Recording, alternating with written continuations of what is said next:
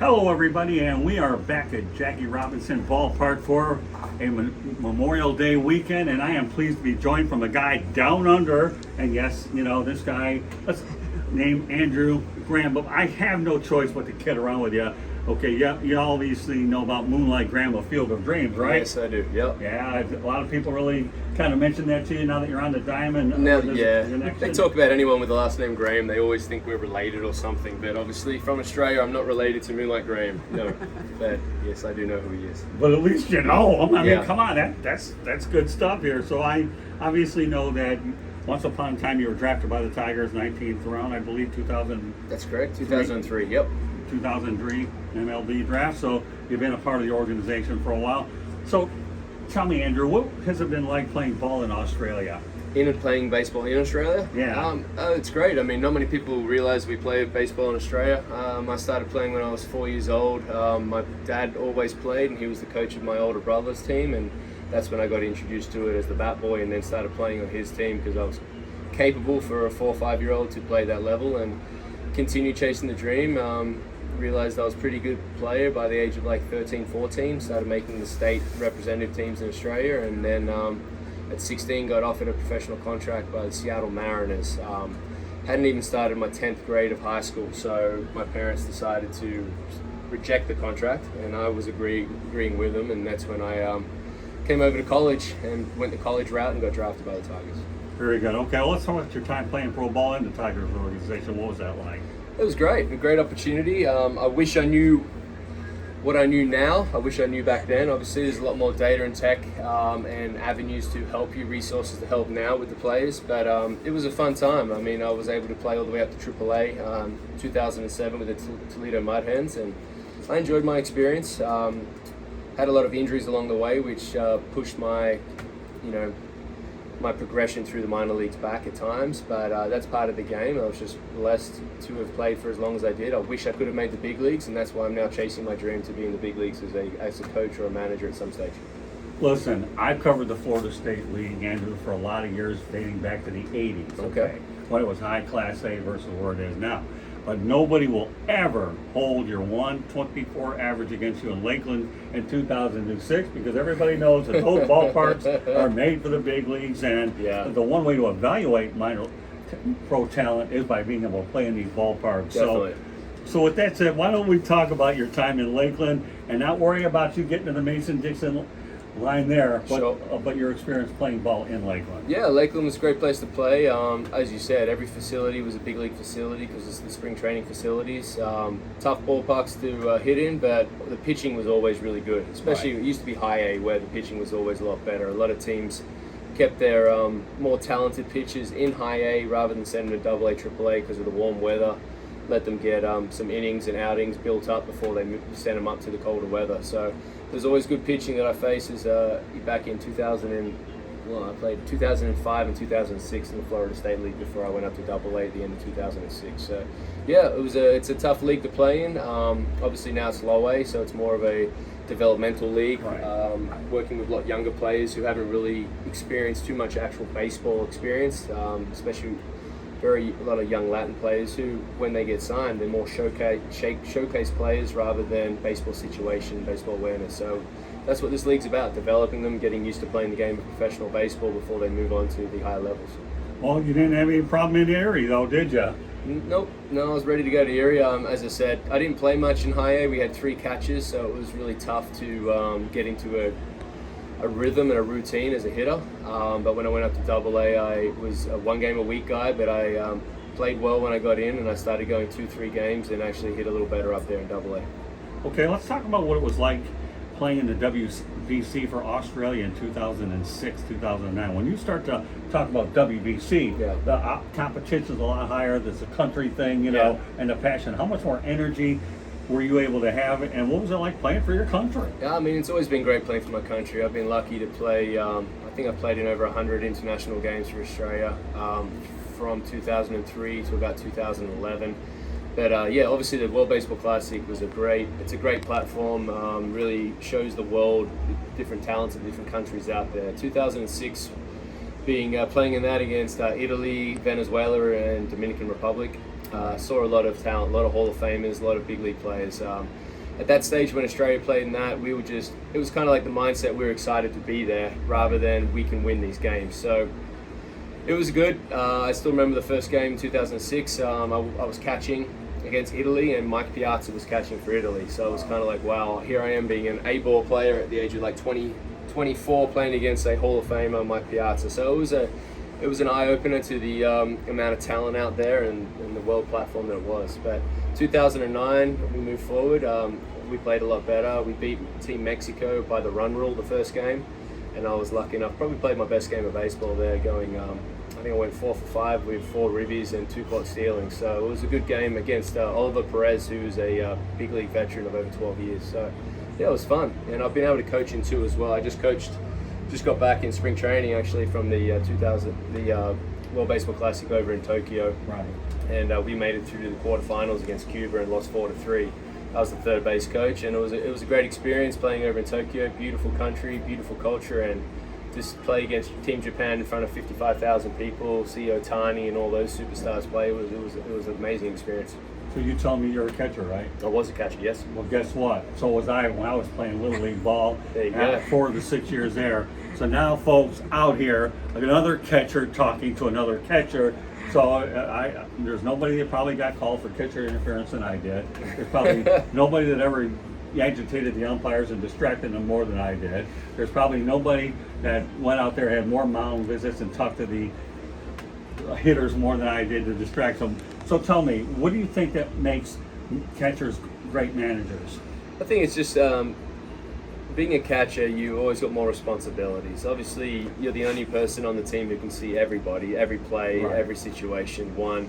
2, you have to engage with the manager and the coaches in the dugout in between each pitch.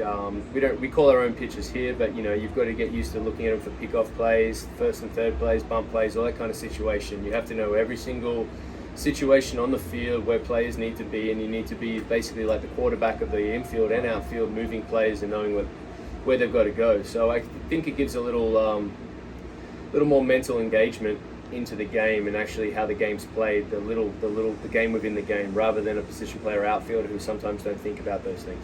Have you ever had to deal with robot umps so far? I know they're testing it in the minor leagues, but the last 3 years, yeah, we have it in this level. They just do not have it here at Daytona, but every other league has it, and we've had the ABS, the automatic ball strikes zone, the last 3 years, and then we have that the first 3 games of the series, and the last 3 games is called the challenge, where if our hitters, pitchers, and catchers think it's a ball or a strike, they can challenge it and it can get overturned if it's incorrect. do you think it's something that will ultimately make its way to the majors, or do you think there's so many flaws that, even though they've made a lot of rule changes anyway, Sure, Andrew, that this one may just take a while? Because I know they're trying to change the pace of the game and do a lot of different things, Sure, but some rules just may not make it up there. I don't think the 100% ABS will make it because it will take away the skill of the catching position. Okay. But I do think the challenge will make it at some stage. It keeps the umpires accountable, and if the umpires, like anyone, we all make mistakes. So when an umpire does make a mistake and the hitter or the catcher pitcher thinks that that there was a mistake, they can challenge it and they can get it overturned. I mean, at the end of the day, we want to make sure every call is correct. That's why we have more umpires at the higher levels. You have the review now, and if we bring the challenge system in, it will make sure that we get more of these strike calls correct, which can change the outcome of the game. But you don't see the robot umps making it. Well, yeah, so as I said, I don't think just the straight ABS, but Right. Okay. the challenge system still goes off the ABS system, but the umpire calls the game and you can challenge it to make a change if you think it's correct. So tell me about some of the rule changes. You have the 3-batter minimum. Yep. You have the ghost runner, and a lot of things. Are you in favor of most of the new rule changes that have been implemented, not only at MLB, but you've had to deal with it in the minor leagues? Yeah, I mean, I have no problem with them at this level. I do enjoy the shot clock. It speeds up the game. Okay. There could be some little variations and changes in the amount of time. The big leagues have 15 and 20 seconds. We have 14 and 18. So I think the 15 and 20 is the way to go, but they've got to try to implement it at the minor leagues and kind of use this as guinea pigs, you know what I mean, to see how it works. So I think it's good. The disengagement rule really does increase the amount of stolen bases. It's tough to stop the running game when you can't pick off continuous times or hold the ball, and you used to hold the ball for 5 seconds, and now the shot clock is counting down. You can't do that as much. You can't do as many inside moves as second daylight plays because of the disengagement rule. So it's made the game a little more exciting with more stolen bases and stuff like that. So I think the fans enjoy that, and I think they'll get some feedback after this year in the major leagues from the fans. What about the ghost run? Yeah, I don't mind it in the minor leagues. Obviously, with these set rosters, the amount of pitching restrictions that you have on guys due to trying to stay away from injuries, the extra inning rule with a runner on second base, it does prevent those games where you can go 16, 18 innings, where when I first started managing, which can deplete your whole bullpen and leave you no pitching for the rest of the series. So I think it's a good idea, especially in the minor leagues. All right, let's talk about your coaching career with the Tigers. What's it been like? It's been good. I've enjoyed it. Obviously learned a lot along the way. Every year, try to learn a little bit more and get better at my craft. I enjoy it. I mean, I was lucky enough to, I did 3 years in the Penn League with the Tigers, then 3 years in West Michigan up there with the Whitecaps, and we went to the playoffs every year up there and won a championship, which was great. So I was lucky enough to win a championship as a manager in West Michigan, and I also won one as a player back in 2004. So it was a good experience to win one as a player and then a manager as well. Lakeland was fun. High A, I enjoyed high A baseball. It's less coaching, more development. Here it's a little more, as I said, teaching him how to play the game the right way. I was lucky enough to manage in Double A as well, where the game gets a little faster and you get a lot more talent. So that was exciting as well.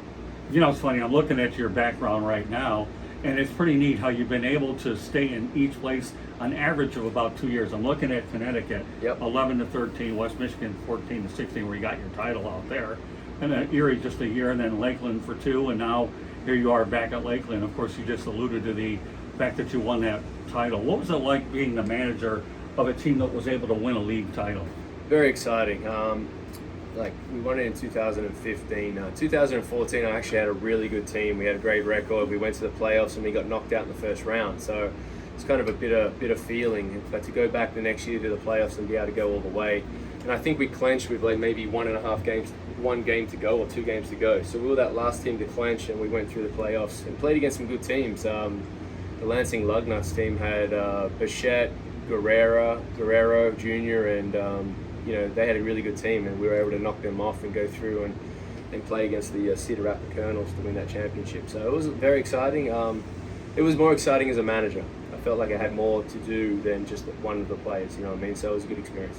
I've often wondered about Lansing. Do they draw pretty well up there? Is that a pretty rabid Class A town? It depends what day it is, obviously, and if it's in the school holidays. If you get Thursday, Friday, Saturday, they draw pretty well. They've made some great upgrades to their stadium since I've been there, so I think they draw better now, but I haven't been there since 2016. And I know Midland obviously has the Dodgers out there. Yep. Tell me a little bit about what that environment is up there. Well, it was a brand new stadium when I first started managing it for the Penn League. Beautiful stadium, upstate Detroit. Not much else up there in that part of the world, but it was fun. Great stadium, great facilities to play at, and it was fun to manage it. Okay, Scott Harris has been brought in by the Tigers. What kind of a working relationship do you have, not only with AJ Hinch, but Scott Harris and the rest of the Tigers higher ups? I mean, meeting Scott Harris a couple of times, you can tell straight away he's very educated, very smart in the game of baseball, very numbers driven, analytical, and he knows what he's doing. Had a good couple of conversations with him in spring training. He brought all the managers together with AJ Hinch, so we went over all the same basically philosophies that we want for the managers to preach. So, and AJ's a great manager, and he's very educated, and he checks in from me from time to time. We had a good conversation 2 days ago for about 40 minutes about some of these players, and it's good that these guys really know what's going on in the minor leagues and seeing what talent they have to hopefully help us in a couple of years. Yeah, let's elaborate a little bit on AJ Hinch. Obviously, he's doing the best he can, trying to develop the Tigers rebuild. Probably it's taking a little bit longer. And I'm not asking you to criticize anybody, but Al Avila wasn't able to do it successfully, which is why they hired Scott Harris to do that. But can you compare and contrast Al Avila's approach versus what Scott Harris? Maybe I'm asking you to compare the two individuals. Yeah, I haven't really, Al was around here for a long time. He's a great guy. He started off as a scout and then assistant GM and then obviously the GM, and he did a good job. I mean, we had a good run there when we had Dombrowski with Al, and it's just that when he got charged, it was kind of a different philosophy. We didn't have the payroll like we did for a while, and Right. we are trying to build the best team with the payroll we have at this stage. And you look at our Detroit Tigers team right now, and I think we're 2 games back from first place in the Central. So they're playing good baseball for what they have right now, and hopefully in the next couple of years we can get some key pieces to help us continue to get back in the playoffs. Have you ever had any interaction with Miguel Cabrera and some of the other Tigers where they're able to give you tips or talk to your players somewhere along the lines? Because I know Miggy is in the final year of his contract, Yep. and he's certainly a Tiger through and through between. The milestones are incredible. Yep. But there are some players in organizations that are so unselfish that they'll go out there and give their time to try to assist you and look at the future of the organization. Yeah, Miggy's been great for the organization, especially with the Latin players. He's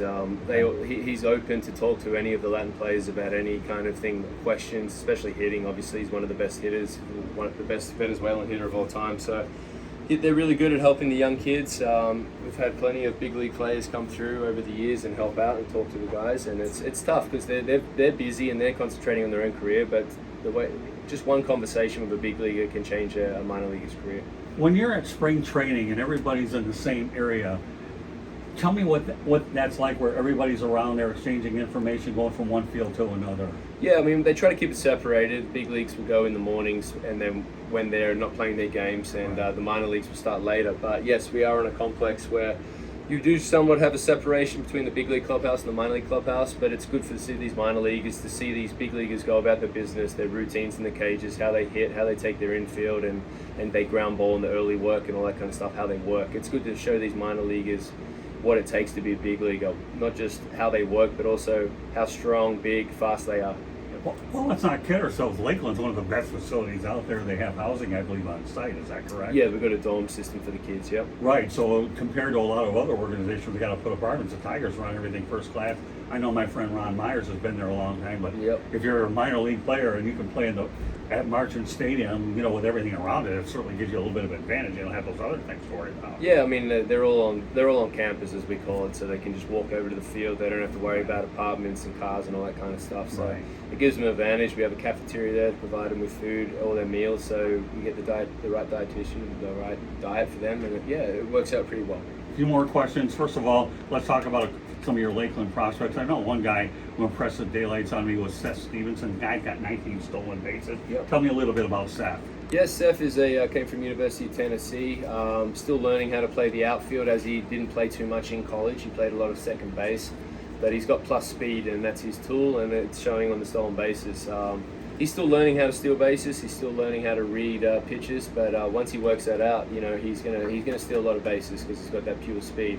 It also helps him in with defense in the outfield. Tell me about a few other guys that people in Detroit should be looking forward to seeing one day. We just moved up Troy Melton, our fourth round pick from last year, right-hand pitcher.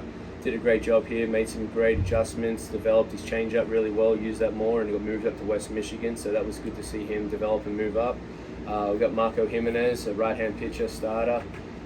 He's 96 to 98, good sinker slider mix, throwing his changeup more now, developing that, so he's working in the right direction. We've got some young Peyton Graham, shortstop, we took in the second round last year, plays a great shortstop. Got off to a bad start with his bat, but he's starting to do a lot better now. Okay, I can't help when I look at the number 29, and I had Mickey Lolich on a show one time where Carlos Marcano is 19 years old, and he's from Venezuela wearing Lolich. First of all, Sure. what have you heard about Mickey Lolich? Because you told me before we went live here, okay, that you do follow the history game, and a lot of people don't, but how interesting is that 29 jersey for Lolich?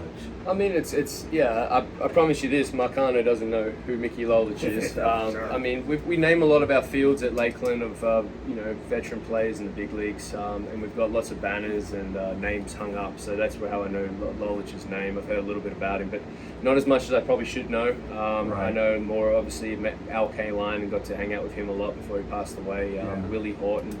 And we have some other, Alan Trammell's around all the time, Kurt Gibson, Lance Parrish, all these guys who played for the Tigers for a long time. My first catching coordinator was Bill Freehand, who was a great man. I enjoy crossing paths with those guys, picking their brains, and trying to learn the game from those guys.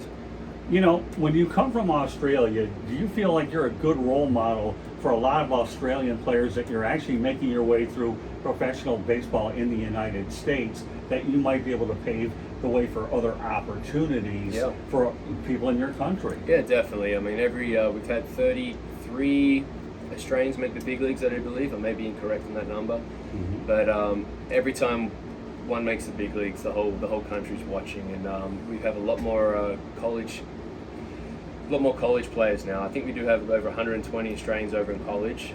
Some in big D1 programs doing really well. We've got Travis Bazzano over at Oregon State, who is he's probably going to be a first-round pick or second-round pick next year. He's doing really well, leading the conference in hitting, and he's only 19. So it's every time an Australian comes over here and plays in the minor leagues or goes into the big leagues, it really does give hope to the young Australians playing on the back fields in Australia to keep chasing their dream, and there's an opportunity out there if you work hard enough.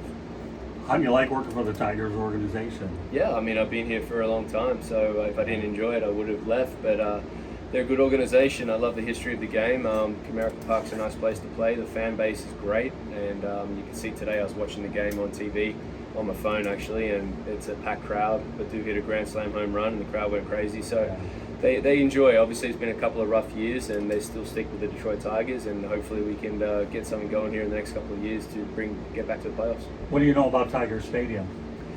Comerica Park. I mean, I never went to the old one, but I've been up to Comerica about about five times. I've been lucky enough to walk through the whole area, and I've actually been in the booth before talking to the guys when we won the championship. So it's a beautiful stadium. One day I'd like to be up there as a coach. Yeah. Well, I've never been to the old one. I'd say I was talking across the thing where Willie Blair went out there and pitched the final opener, and I was at that game, so it's a pleasure. I know Ernie Harwell, you probably heard of him, right? Yeah, sure. Him and I were really, really close. So, all right, you talked about aspiring to be an MLB manager. Go into more detail about that, please. Obviously, you're paying your dues in the minor leagues. Yeah. And, I'd love to see you up there, because I know that when I get up there, you're going to, when I ask you to talk, I doubt you will turn me down. No, I mean, it's everyone's dream in the minor leagues to make the big leagues. Obviously, to be a big league manager, it's a huge, huge step, and you probably have to earn your dues in the big leagues as a bench coach or a first base coach and work your way. But any opportunity to get up in the big leagues, any coach would be a dream of mine to do that. You mentioned Willie Blair. I was lucky enough to work with him in 2018. He was my pitching coach with the Tigers in Erie. Okay. Yeah, so and I used to love, a name we haven't mentioned, Jim Leland. I managed his son for 3 years, so I was lucky enough to be around Jim a lot and pick his brain, and he was a mentor of mine who I still call to this day to get some advice from time to time. Well, I work with Jim Leland a lot. You won't find a much more classier individual than that. Do people kid around with you a little bit about your Australian accent, and you have a lot of fun where you can play off of that? Hey, you don't, to me, act like an Australian because of the fact that you know so much more about the game than the average. Sure. But let's face reality, when you have a different accent, people might kind of wonder that, I joke around with people. The Motor City Manmouth is talking with the guy from down under. Yeah. And people are going to have a lot of fun when they watch this. Yeah, when I first came over to America, everyone wanted to know everything about Australia, kangaroos, crocodiles, all that kind of nonsense. But, I've been living on and off for 20 years in America now, married, live in Tampa, but I do go back to Australia whenever I get the chance because it's my home and it always will be. But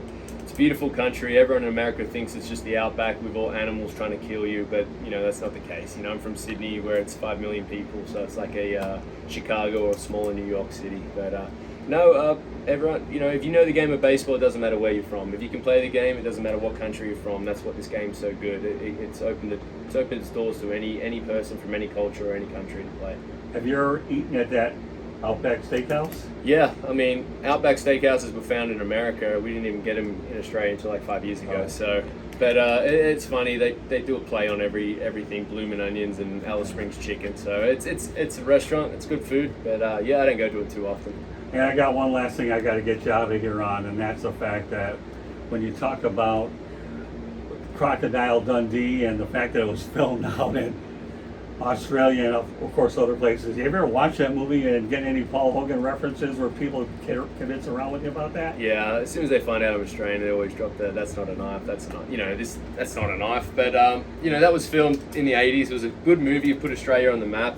Paul Hogan was actually a stand-up comic before he went into acting, so that's why he was so good for that role. But it's a good movie, but Australia's got a bunch to offer, and yeah, I got made fun a lot more when I first started coming to Australia and when I was playing than I do now. Well, I can tell you right now, folks, it's been so much fun. But I'm not talking to Moonlight Green of Field of Dreams. I'm talking to Andrew Graham, who's living the dream here in the United States, and he's with the Detroit Tigers, my own organization that I grew up watching and worked with for a long period of time. So what an opportunity, Andrew, to be able to talk here and be able to talk baseball Australian. And, you know, like I said, I'm looking forward to getting out to Lakeland. Anyways, I wanted to come out here, but I wanted to get a head start on this opportunity to be able to talk to you, because I really admire what you're doing with these young guys. And why not have an opportunity to spend time to let people know? You know what, we don't know who's going to be a manager down the line, but now I have a lot more insight on this guy. And whenever I go ahead and appear on shows, Andrew Graham was waiting in the wings, and he's been very loyal to this organization, where a lot of people could have jumped ship by now. Folks, my name is Scott Morganroth, Motor City Madmouth. Pleased to be joined by Andrew Graham. He's the Lakeland Flying Tigers manager. We're here at Jackie Robinson Ballpark. If you want to see a lot of my interviews, you can also please subscribe to the South Florida Tribune YouTube channel. South Florida Tribune YouTube channel. Hit the red subscribe button. You get to see more classics from this guy and a lot of the other ones that we're trying to bring out there as well. So, meanwhile, Andrew, I can't thank you very much for joining me today. And I'm going to be watching everything you do. I'm looking forward to the trip to Lakeland at some point. But I'll tell you what, my friend, it's been a great time here talking to you, and I've learned a lot about international baseball, Australian baseball, and the folk. And the future looks bright, Tiger fans, and this guy is the reason why. Thank you very much for joining us. My name is Scott Morganroth and Andrew Graham.